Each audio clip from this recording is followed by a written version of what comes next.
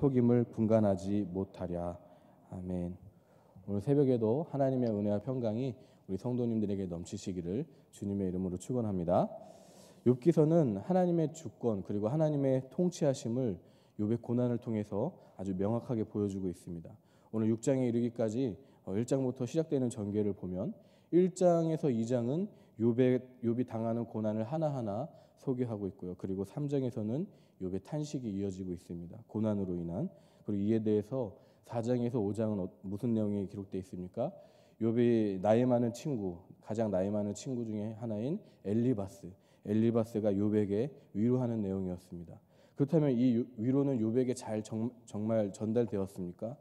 그렇지 않죠. 이 물음에 대해서 욥이 6장에 대해서 답하고 있는 것입니다. 어떻게 답하고 있냐면 그 위로의 말은 전혀 나의 상황과 맞지도 않고 오히려 나를 고통스럽게 만든다라고 말하는 것이 바로 6장의 욥의 대답이었습니다. 6장의 구조를 보면 세 부분으로 나눌 수 있는데요. 1절부터 7절까지는 고난 때문에 이 세상에 대한 애착이 없는 모습을 보여주고 있고, 그리고 중간에 8절부터 13절까지는 죽음에 대해서 욥이 어떻게 생각하는지를 또 기록하고 있고, 14절부터 마지막 절까지는 자신에게 잘못 말하고 있는 친구를 지적하고 있는 내용이 기록되어 있습니다. 지금 욥이 당하고 있는 고통은 어떤 고통일까요? 이렇게 말씀드릴 수 있겠습니다. 상실의 고통이다. 그 상실의 고통을 너무나도 철저하게 겪고 있는 것입니다. 어떤 상실의 고통입니까? 가족을 잃어버리는 상실이죠. 그리고 친구를 잃어버리는 상실, 건강을 잃어버리는 상실, 그리고 무엇보다도 가장 큰 상실은 무엇이냐면 가장 자기 삶에 필요로 하는 그때에 하나님께서 응답하지 않으시는 하나님의 그 부재의 상실입니다. 그래서 그런지 욥은 지금 일반적으로 사람들이 죽음이라고 하는 위기를 경험할 때 느끼는 매우 비통하고 깊은 슬픔을 경험하고 있는 것입니다. 2절을 보시면 나의 괴로움을 달아보며 나의 파멸을 하면서 고통을 표현하는 단어가 등장하죠. 괴로움과 파멸. 그리고 3절도 보시면 바다의 모래보다도 무거울 것이다. 이것은 무슨 뜻이죠? 재앙이 겹겹이 밀어닥침을 의미하는 것입니다. 그리고 5절에서 7절도 보면 그 고통스러움이 염증 난다는 의미에서 음식에 대해서 비유합니다. 음식이 싱겁다, 맛이 없다 이렇게 표현하는 것이죠. 원인 모를 고통과 괴로움에 대해서 고난당하는 자는 이렇게 정신적으로 심한 괴로움을 당하고 있다는 것을 우리는 욥을 통해서도 볼 수 있습니다. 그리고 이어서 8절에서 13절을 보면 죽음에 대해서 욥이 어떻게 생각하고 있는지를 볼 수 있습니다. 그의 신앙이 여기서 고스란히 드러나는데 어떻습니까? 9절을 한번 읽어볼까요? 9절 시작. 이는 곧 나를 멸하시기를 기뻐하사 하나님이 그의 손을 들어 나를 끌어버리실 것이라. 여기서 욥은 나를 멸하는 자, 나를 끊어버리실 이를 누구라고 말하고 있습니까? 하나님이라고 말하고 있죠. 그러니까 죽음에 대한 욥의 믿음은 이런 것입니다. 첫 번째는 하나님께서 생명을 주장하신다고 믿었다는 것입니다. 여러분도 믿으십니까? 욥이 나를 멸하고 끊어버린다는 것을 스스로 할 수 있는 것이 아니라고 믿기 때문에 우리는 욥이 생명을 끊을 권리가 나에게 있는 것이 아니라 하나님에 있다라는 그의 신앙을 볼 수 있는 것입니다. 그리고 죽음에 대한 욥의 믿음은 두 번째로 하나님만 내 하나님으로 모시면 된다고 믿었다는 것입니다. 10절을 한번 또 읽어볼까요? 시작. 그러할지라도 내가 오히려 위로를 받고 그칠 줄 모르는 고통 가운데서도 기뻐하는 것은 내가 거룩하신 이의 말씀을 거역하지 아니하였습니다. 그러할지라도라는 것은 무슨 말입니까? 하나님으로부터 내가 죽임을 당할지라도 그칠 줄 모르는 고통 가운데서는 어떤 고통이죠? 죽음의 고통 가운데서도 욥이 어떻다라고 합니까? 내가 위로받고 그리고 기뻐한다 이렇게 말하고 있습니다. 이것은 지금 고통이 너무 심하니까 차라리 죽는 게 더 낫다라는 의미가 아닙니다. 죽음에 대해서 절망하거나 부정적인 그 모습을 의미하는 것이 아닙니다. 오히려 더 적극적인 의미가 담겨 있습니다. 어떤 적극적인 의미냐면 죽음 가운데서도 자신이 하나님 말씀을 준행한다는 그 이유 하나만으로 나는 위로받고 있고 기뻐한다고 했기 때문에 여기서 욥의 신앙의 모습은 어떻습니까? 하나님 제일주의로 사는 그 욥의 신앙을 볼 수 있는 것입니다. 그러니까 그는 죽음이라는 고통 가운데서도 이렇게 고백하고 있는 것입니다. 이 세상에나 죽어서 이르는 저 세상이나 하나님만 내 하나님으로만 모시면 그만이다. 이것이 죽음 가운데서 드러나는 욥의 신앙의 모습이라는 겁니다. 이것은 진리입니다. 우리가 이 세상 사는 것이 의미가 있고 또 가치가 있고, 그리고 죽어서 저 세상에서 영원히 사는 것이 의미가 있고 가치가 있는 이유가 무엇이겠습니까? 바로 거기에 하나님이 계시기 때문입니다. 시편 73편 25절에 이렇게 말씀하고 계십니다. 하늘에서는 주 외에 누가 내게 있으리요, 땅에서는 주밖에 내가 사모할 리 없나이다.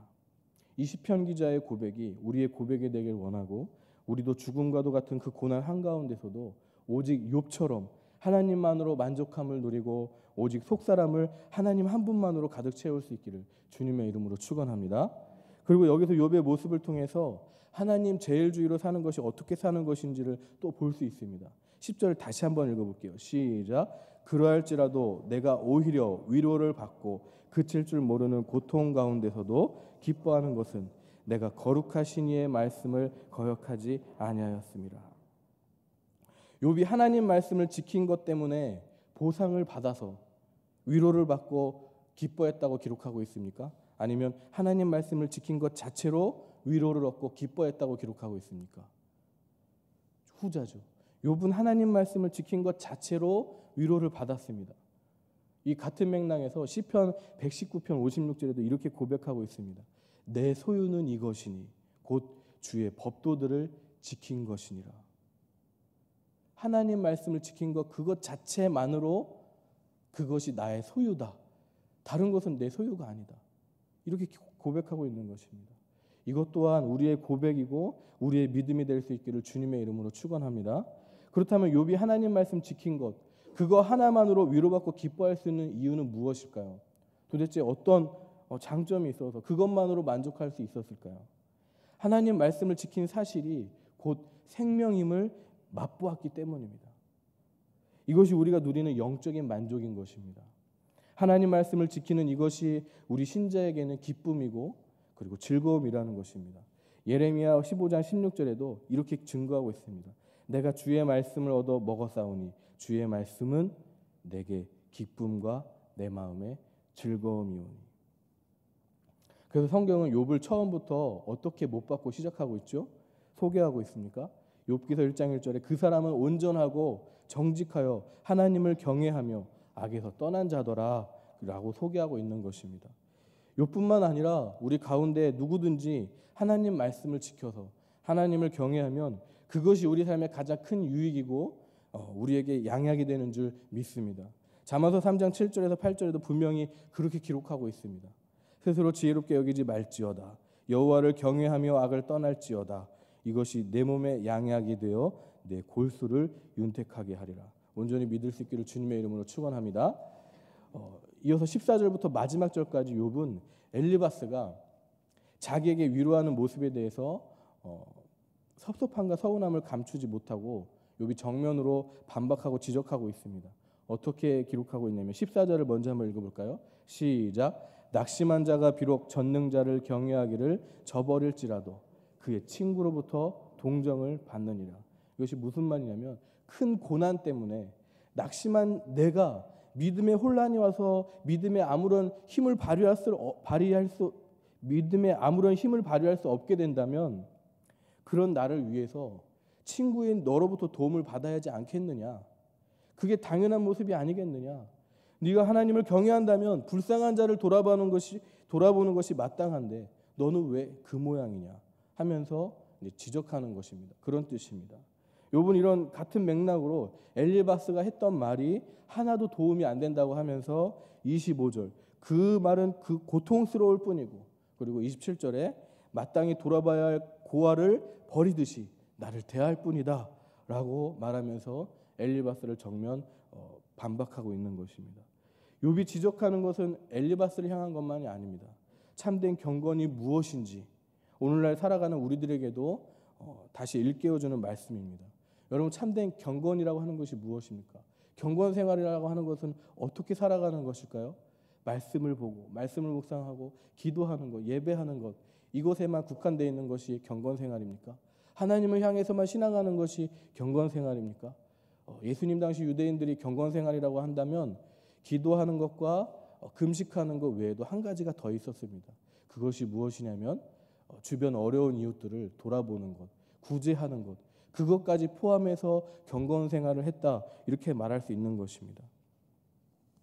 그러니까 하나님을 경외한다는 것은 하나님을 향해서 금식하고 기도하는 것으로만 표현하는 것이 아니라 어려운 사람을 도와줌으로써 표현하는 것이 바로 하나님을 경외하는 것입니다. 그래서 요한일서 4장 20절에 이렇게 말씀하고 있습니다. 누구든지 하나님을 사랑하노라 하고 그 형제를 미워하면 이는 거짓말하는 자니 보는 바 그 형제를 사랑하지 아니하는 자는 보지 못하는 바 하나님을 사랑할 수 없느니라. 그러므로 참된 경건은 말씀만 보지 말고 예배만 드리지 말고 기도만 하지 말고 사람을 돌아볼 줄 아는 데까지 나아가는 것, 이것까지가 경건 생활이고 하나님을 경외하는 것이다라는 겁니다. 이것이 참 쉽지가 않습니다. 하나님을 향해서는 우리가 경외할 수 있는데 사람을 향해서 도와주고 그리고 그 사람에게 끝까지 이해하고 용서하고 사랑을 베풀면서 섬긴다는 것은 너무나도 힘든 것입니다. 왜냐하면 인격 대 인격이 만나기 때문에 힘든 것입니다. 그러면 인격 대 인격이 만나는 것이 왜 힘드니까? 여러분 잘 아실 겁니다. 일터에 나가면 일이 주는 그 무게감 때문에 힘듭니까? 아니면 만나는 사람이 나에게 주는 스트레스 때문에 더 힘이 듭니까? 그것이죠. 인격 대 인격의 만남은 그래서 힘든 것입니다. 근데 하나님께서는 분명히 저와 여러분에게 경건 생활이라고 하는 것이 어떤 것인지를 분명히 보여주셨습니다. 내 이웃을 내 몸과 같이 사랑하는 것까지 표현하는 것이 나를 사랑하는 것이고 나를 경외하는 것이다.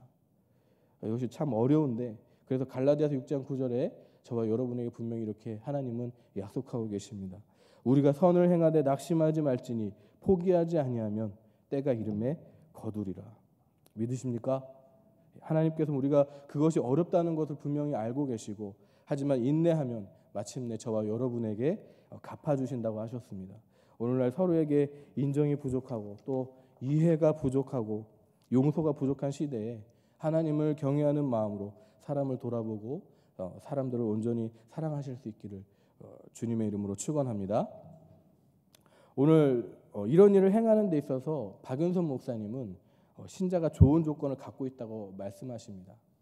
우리가 선을 행하는 데 있어서 상당히 좋은 조건을 저와 여러분이 갖고 있대요. 그것은 무엇이냐면 첫 번째는 신자는 자기 마음을 믿지 않고 성령을 믿기 때문이라고 합니다. 즉 신자는 자신의 상한 마음 상태보다 뭘 더 중요하게 여긴다는 겁니까?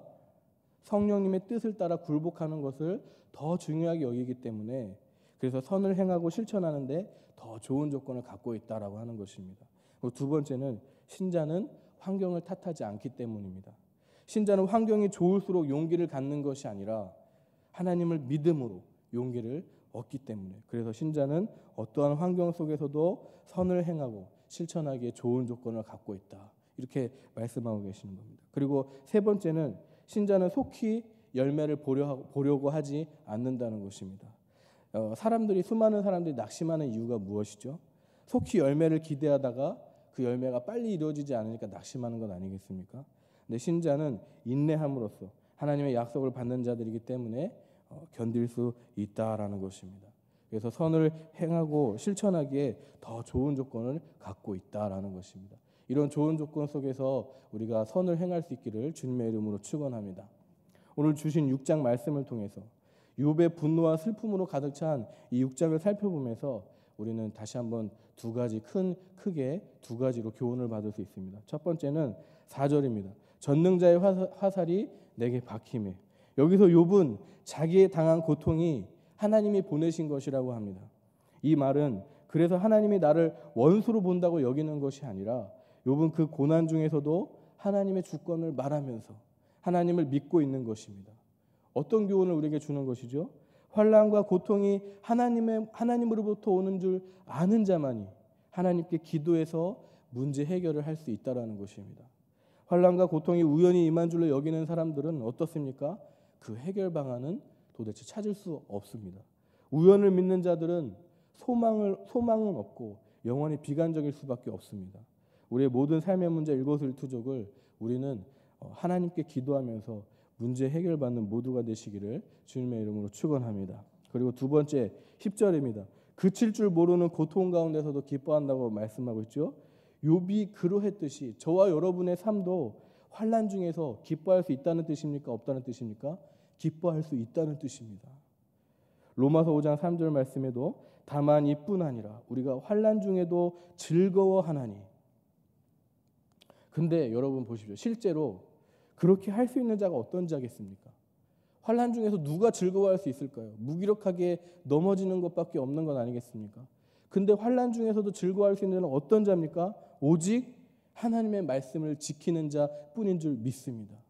욥이 그 환난 속에서 위로받고 기뻐할 수 있는 까닭은 무엇이었다고 기록했죠? 하나님의 말씀을 거역하지 않았다고 기록하고 있지 않습니까? 그래서 저와 여러분도 환난 속에서 기뻐할 수 있는 유일한 한 가지 방법은 하나님 말씀을 지키는 것밖에 없습니다. 그렇게 살아간다면 하나님께서 친히 지켜주시기 때문에 우리는 고통 가운데서도 신기한 그런 기쁨을 체험할 수 있는 줄 믿습니다. 베드로전서 1장 6절에도 그러므로 너희가 이제 여러 가지 시험으로 말미암아 잠깐 근심하게 되지 않을 수 없으나 오히려 크게 기뻐하는도다. 믿으실 수 있기를 주님의 이름으로 축원합니다. 기도하시겠습니다.